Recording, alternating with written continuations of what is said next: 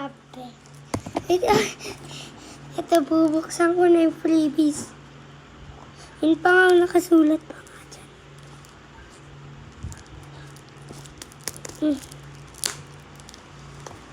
Daming tip. Grabe naman to.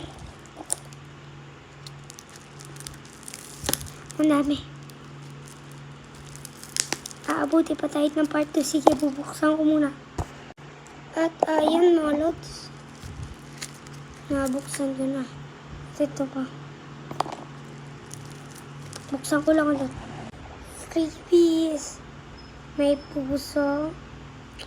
May ganito. May ganito. At yung slime. Part 3. Abangan yung part 3. Tomorrow.